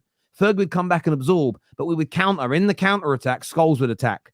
Beckham would attack. Giggs would attack. Cole and York would attack. There's 5 of them attacking. Here, we would knock the ball long to Lukaku. Every now and then he'd control it. We'd look around and there'd be a player 30 yards away making a run down the wing for him to try and play a 40-yard pass to. That is trying not to lose. So I think for me, that is how I'm going to judge. But I'm just saying, in the comments, there seems to be a lot of people preempting that Arsenal are going to be pragmatic. Do you feel, Giuseppe, like rivals are kind of setting this up for a lose-lose for Arsenal? If they play pragmatically and win, they'll slag you off. If you play attacking or normally and you lose, they'll slag you off. Do you feel that Arsenal have kind of got a lot of rivals rattled at the moment with how you're playing. Yep, 100%. Because you know what? Yeah, when I hear Will saying stuff about creativity and that, and then bigging up Liverpool, and I ask him, well, how many goals has Liverpool scored this season? And he answers me 15. And I say, how many goals has Arsenal scored this season? And he answers me 15. Then I'm going to say, well, what do you mean? Like, we're both creating a thing. And when you want to say set pieces, I'm going to ask you, how many set pieces have we scored? You'll tell me a number. And I'll ask you how many set pieces Man City score, and you'll give me the exact same number because they've scored the same amount of corners as we have this season.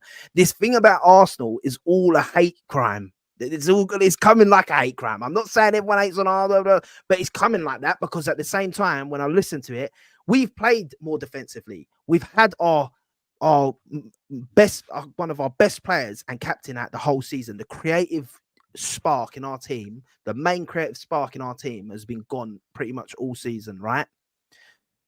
We've played games, yeah. Three of the 8 games we've played, we've went to 10 men. In them games, automatically you're going to go more defensively. The other games we've played is Villa away. We've played Spurs away. Do you know, these sort of games is the sort of games that you will be a bit more defensive. Don't mean that's being negative and trying to not win games, because at the end of the day, we've tried to win every single game we've played. Even when people go, oh, you did the way you played against City, we're winning 2-1, mate. We're trying to win the game. We're trying to see it out. And it was literally a split second away from that being a thing.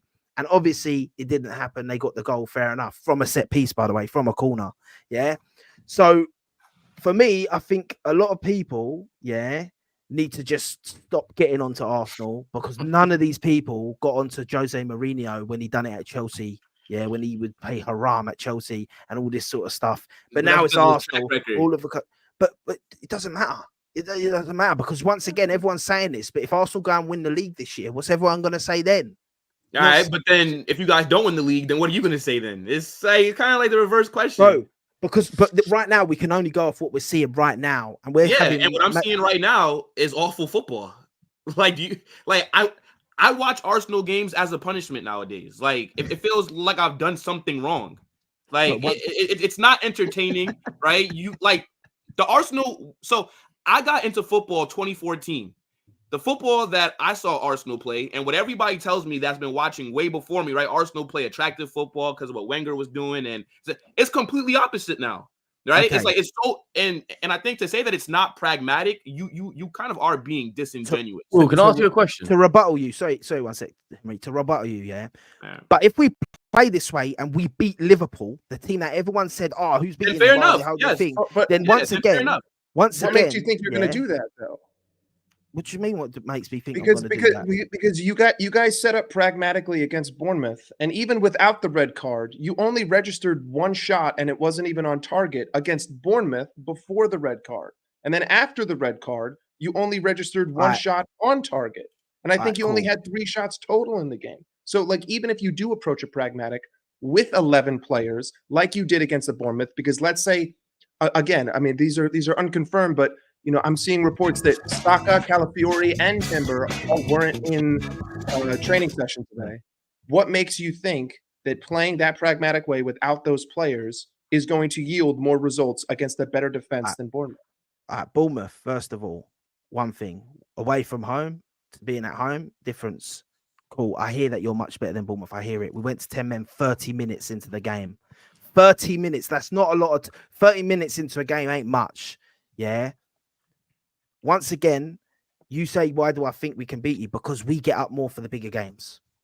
It's a bigger game. It's different. It's different to playing Bournemouth. As I said, we probably disrespected Bournemouth a bit. The players on the pitch probably disrespected Bournemouth a bit. And we got shown up for that. But against you guys, they're not going to be playing like that. Their mindset ain't going to be like that. Arteta's come out in his press conference. He said, I trust Arteta, yeah? So he's come out in a press conference and he said, we're going to be flying in that game. I know his managers say stuff, but I actually generally believe he's going for that game. Yeah. And I don't think he's going to play problematic against you guys. I generally don't think he's going to play. Like an eagle. Fly. Okay, yo, you got me gasping. Listen. Big up Space Jam. What a movie that was. Can't sing all the songs from that now, but one of them we can still. That's good. Yeah, it's original Space Jam. I came on for Will. Will, who cares if you're happy about Arsenal's football? Who cares? You're not an Arsenal fan. We don't care about, we're not here to entertain rivals. We're not here to entertain people. We got criticized for playing entertaining football and losing year in, year out. And you want to know something? We were wrong for making fun of the likes of Chelsea and other teams that were playing defensive football and winning, because the end goal is to win. If we're playing defensive football and it means we're going to win, then we've realized we cannot go toe-to-toe with Man City and play attacking football and beat them at their own game. So we are deciding to then try to find another angle to beat them at. Honestly, I'm sick and tired of people saying, "Oh, I don't. Arsenal doesn't give me the same the same vibes. Arsenal doesn't entertain me. Arsenal just doesn't seem the same." You want to know something? It's not, because we realized when we went away to Man City in a title race and we got our ass handed to us, we said to ourselves, something had to change. Something had to change. Either you continue to try to go and beat them at their own game, and you're going to get outclassed because they have better attacking players than us. They have better attackers than us. They have better strikers, better attacking midfielders, better all-around attackers than us. Then you're not going to beat them. You need to find another angle. What's the relevance to what you're saying, though? The relevance is you are speaking about the style of play. You are speaking about the entertainment. You are speaking about how we play. You want to know something? Against majority of the smaller teams, we are going to play entertaining. We are going to be aggressive. We are going to be that team that takes it to you. But our identity as a team has changed. We are no longer a team that is viewed as an attacking team that scores a bunch of goals and destroys teams by outplaying them. No, we are a team that everybody knows is going to be extremely hard to break down, extremely hard to penetrate. And this is our identity. And with the identity shift, you're going to now see a different style of play. You're going to now see different ways to play games, and we do have different ways of playing. And this is why I came on, because I feel like you are still viewing Arsenal from the identity that we had in the past under Arsene Wenger, under that days before. We've almost gone back to the George Graham days. Sometimes when I see Arsenal go down 1-0, I expect us to come back, obviously, because we still have the quality. But when we go up 1-0, I don't expect us to concede. Majority of these games.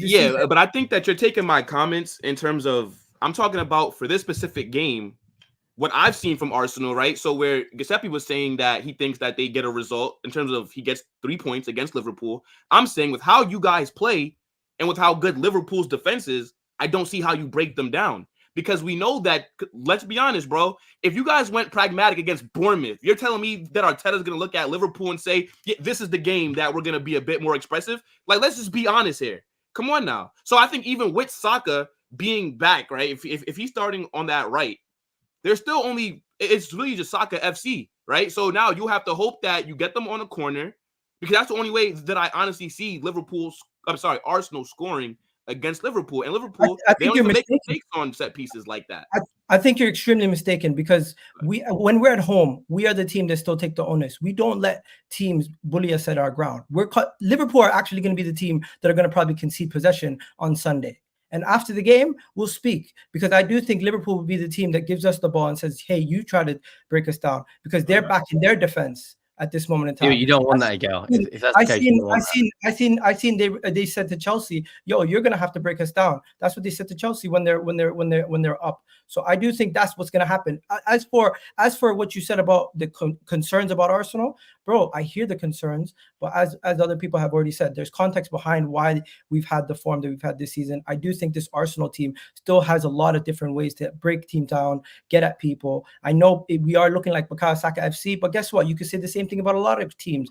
Their star players is going to be the player that drives that team forward and gets them the goals, gets them the most creativity. The majority of the play is going to come down that side. And against Liverpool on Sunday, what I'm expecting is Arsenal to be defensive, and at times be quick, calculated. Yes, we're going to have to get set pieces sometimes, but right now, the reason why our attack has not been firing, the reason why our attack has not been good, we haven't gotten it together this season so far. I still believe there's a lot more to come. And what you're saying about Liverpool's form and Arsenal's form, the reality situation is, in football, you're never as bad as things actually seem, and you're never as good as things actually seem. You're one result away from everything turning on a heel. And we are literally one Liverpool win away from everything being amazing. And if we were to lose, everything that you guys say could be magnified even more.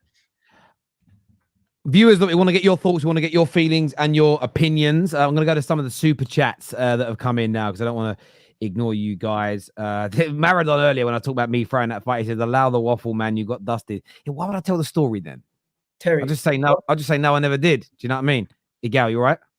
Love, bro. I gotta go. I just came Oh, out. I've got to get some wrestling music for people to come in here. They do a little thing and they're off. All right, Gal, you go enjoy your evening, bro. Thank you. Dial Square here says people are judging us off our worst period, saying we're pragmatic. Why not look at us in our optimal second half of last season? Teams couldn't even leave their half.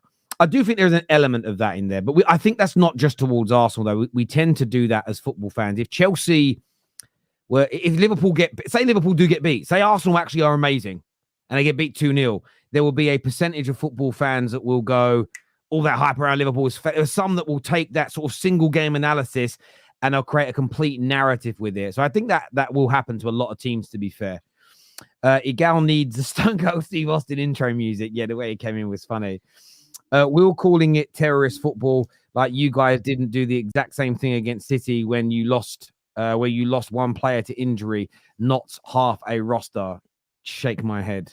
That is how you played against City, I suppose, isn't it? Did you celebrate that win? Yeah, you're not, but that doesn't mean anything. It's still terrorist football. Like, hold on, Will. I don't know why you continue to say these things. Like, what? I'm supposed to say no, it's okay because we did it. I still have the same feeling about it. Stop looking down on any style of football. This is a results-based game. This is just like golf, and there's no pictures on your scorecard in golf. If I shoot a 72, it doesn't matter if I chipped in all 18 holes to make par and I didn't hit a single green.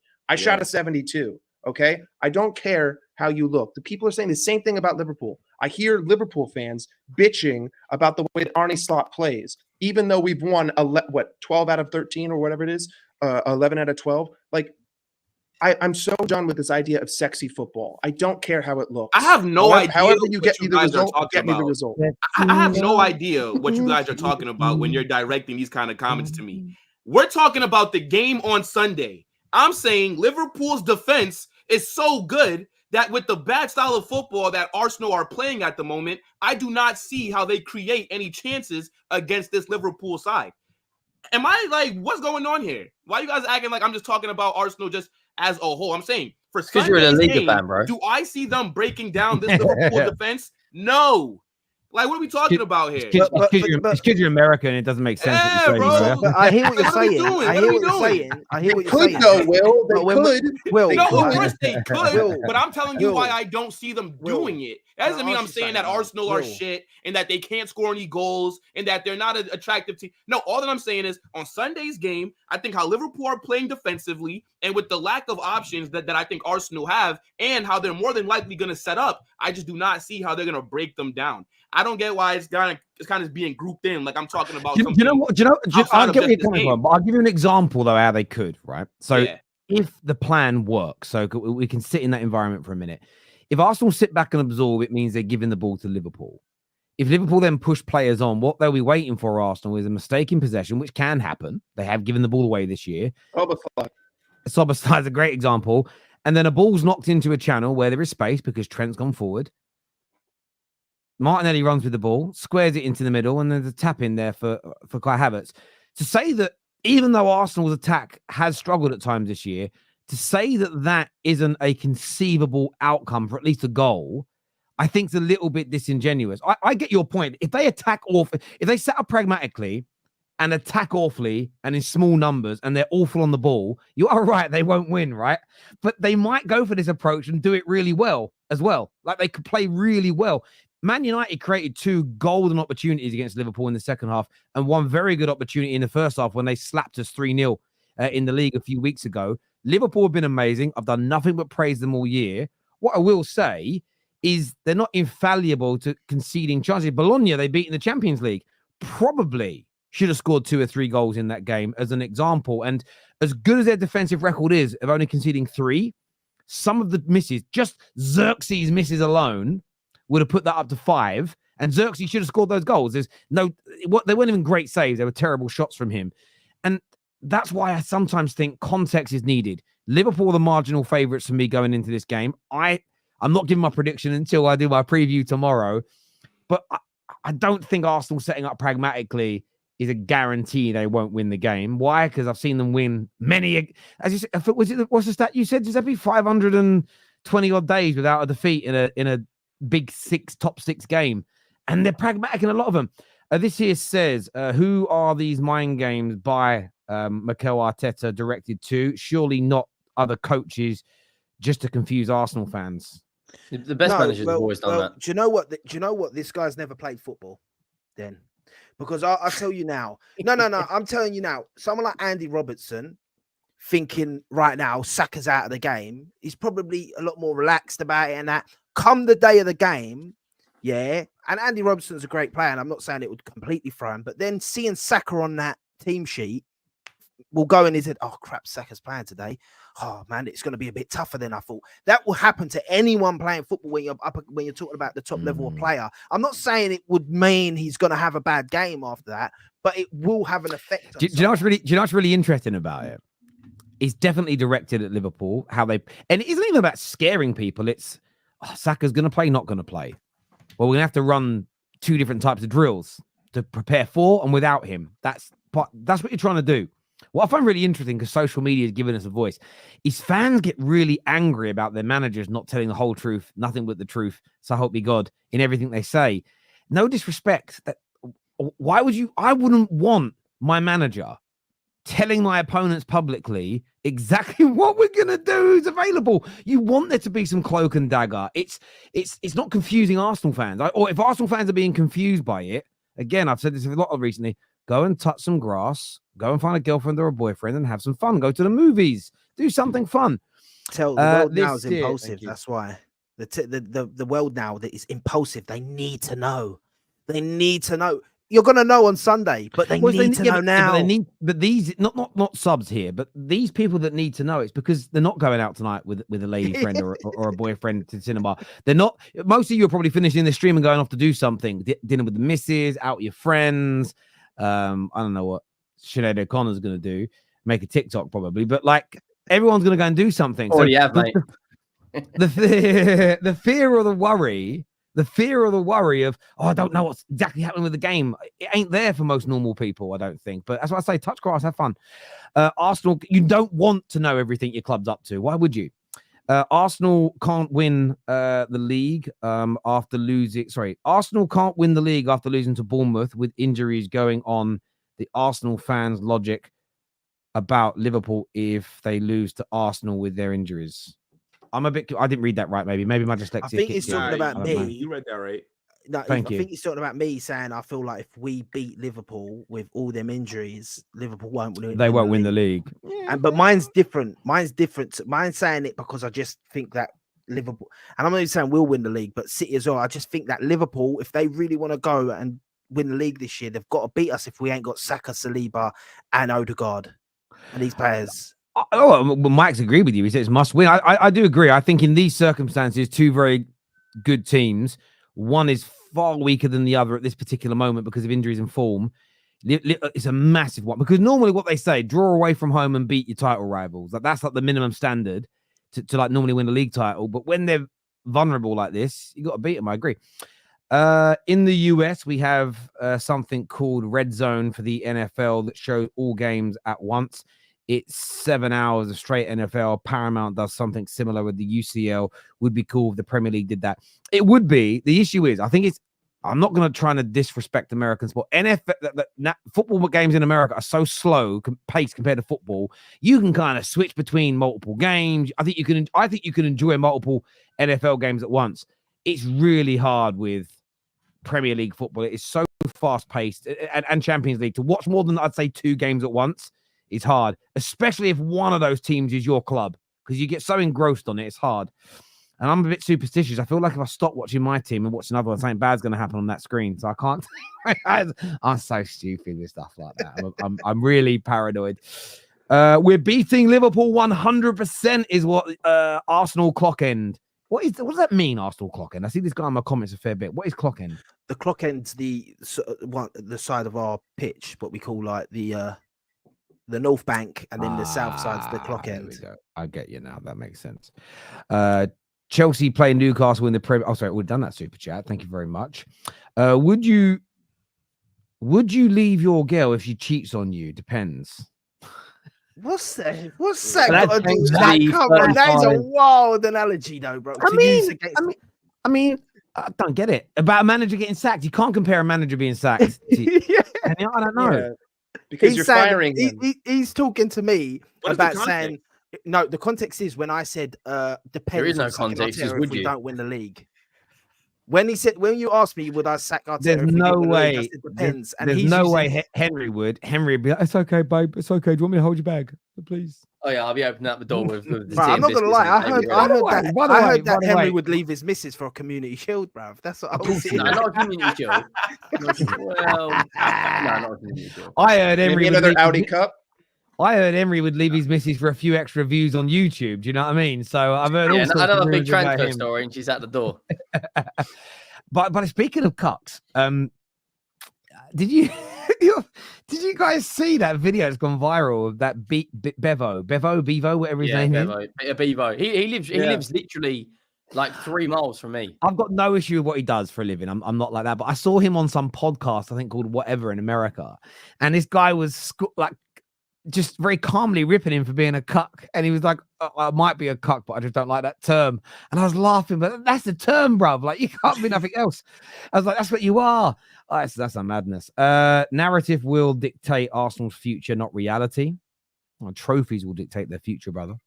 It's very tiring having discussed Arteta in and out every week. I wish our fan base would put it to the side till the end of the season. It's not productive. I understand you on that. In fairness, the people that don't like Arteta don't kind of do that. It's the ones who are flip-flopping in between at the moment. They're weird. Martinelli always shows up against Liverpool. He may do.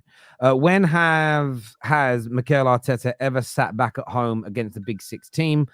It won't happen. They'll press high. They need the crowd behind them. Sitting back won't do that. That's what Mike, who's a Liverpool fan, says. It's a fair point. It's a fair point. Saka is so important for corners. We had Trossard doing his best Cazorla impersonation doing corners with his opposite foot. Cazorla was amazing at that with his corners.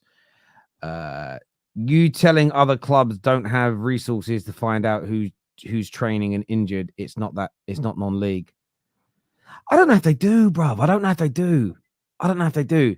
Because maybe They would need somebody to snitch. Like, they would need somebody that's at Arsenal training ground to go. Yeah, report which is what I saw with Arsenal. Like, someone posted a picture of Arsenal's training and said that Calafiori, Saka, and Timber weren't in it. But again, you can't confirm that. But it wouldn't surprise me if all three of those players weren't there. And even if they do play, they're playing without training. So it wouldn't surprise me if they did. Right, we know the media's here. Let's bring everyone out. You boys sit in the room and do some stretching. All the media's gone. Arsenal confirm the media's gone, and then they come out and train. And again, unless you have a spy, if only a handful of coaches in the first team and the manager know, and everybody else is gone, that's the thing. I do get the point. If there's a spy in there, fair enough. But do we actually think that all clubs have spies in all other clubs? Come on. we all just have drones over training grounds, and we just zoom in 4K. We've got Randall from Recess there with a little notepad. Yeah, maybe. In terms of combined 11s, right? I do want to do this in the last 10 minutes or so before the end of the show. Henry started off for me. Who starts in goal? We're going to do it with available players, not anybody. Available players that are not injured. Mm-hmm. If they're borderline, they can come in. So Saka can be included because he's borderline, but someone who's out for a long period, no. Who starts in goal? Raya or Kelleher? Raya. If it's Raya or Allison, but at the moment, Raya. Do you want me to go through my team or just on my choosing? No, we're going to do position by position. Would you agree with that, Mike? Personally, no, but I'm not going to blame him. Kelleher needs a move, you know. He's a really good goalkeeper. He's great against good teams. He is. Would we all agree on Raya with the available two goalkeepers? Yeah. Who's starting right back? Is it Trent, Ben White, or Timber? Trent. Timber's out. So I can't be him. Trent. Timber's a maybe, by the way. I think I'd go as far to say right now that Trent's the best right back in Europe. Yeah. The world then. Yeah, because Danny Carvajal. Fair enough. Come. You're the best in Europe. You're the best in the world, typically speaking. I think the only one that I think I would have put in front would have been Carvajal. Yeah, but he's injured, so yeah. You don't play for Arsenal either, though, Henry, mate. Just to let you know. That's what I'm saying. I said, I think I was that, thinking like, about Carvajal, but he's injured. Yo, like Trent's taking a massive step up Oh, he's defensively. been- Like, I've he's been been very amazing. impressed. He is twerking and working hard for that Real Madrid contract, isn't he? Like he is showing you, well, I can defend and attack. That's what he's. I put Trent in 100%. Yeah. Who would be the centre backs? Obviously, Saliba is out because he is suspended. So who would be the centre back pairing you'd go with, Giuseppe? Van Dijk and Gabriel. Wait, like, do we have to pick either Liverpool's pairing or Arsenal, or are we doing like right center back, left center back? We're making a pairing okay, from both okay. teams. Making a pairing from both teams. Joe. Okay, cool. Yeah, so for me, Van Dijk and Gabriel. So then you're playing Gabriel right center back?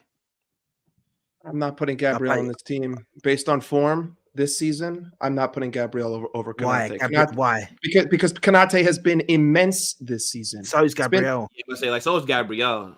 Which is And fine. you got the Again, area I'm not. as well. Which is Name fine. one. You can't name a goal that we've conceded that I believe Gabriel was at fault at. You believe? No, it's got to be what he believes, and it Giuseppe. Yeah. That you. But you obviously he's going to pick Konate. I get it. He's. I get it. It's the. I don't fault you for picking Gabriel. He I think also it's scores close. goals. He also scores Yeah. goals in big games. Scored against Man City and Spurs away from home. This is a little. I know it's a defender, but he's been quality defensive. So Yeah. I think he's been from the mixed match in the defense and the wings. I think he's been the best defender for us this season. That's why I put him in. But I understand why. I you agree would- with I'm you, not bro. going to die on this hill. I'm just going to put that out there. I'm not willing to die on the Konate hill. I think I agree I though think with Van you. Dijk and Gabriel is fair, but I Yeah. can also see the argument why you'd want Kanai. Yeah, for sure. Left back. Here's where I wonder if Timber counts. I argue Timber, but I'm probably gonna have to give it up for Robertson. Yeah, I think But like Robertson's not been. I don't know. Like Robertson's dropped off in my opinion. I think if he's fully fit, he's just okay now. I think if he's fully fit, I'd pick Timber. I'm not going to lie. As a Liverpool fan, I don't even want Robertson to play. I want Tsimikas in. I would much rather, because Tsimikas, what he offers offensively in terms of delivery, he can score me a goal, especially off of the corner. Right? If it's a right-sided corner, he will guarantee me a dangerous delivery into the box. Robertson right now is hoofball and 110% pace. You know what I mean? So Cross is so dangerous. Timber's fine. I'm still thinking Robertson. I don't know. Like Robertson's just not that guy. Like anymore. Yeah, he ain't that guy no more. So we're going with Timber there. He just made. DM. Oh, by the way, DM. Calafiori would have been a shot, but he's out.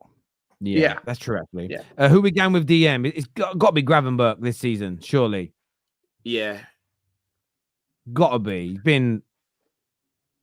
Go ahead, bro. Make the argument. No. Go ahead, bro. Go do it. Make the argument for Declan, please.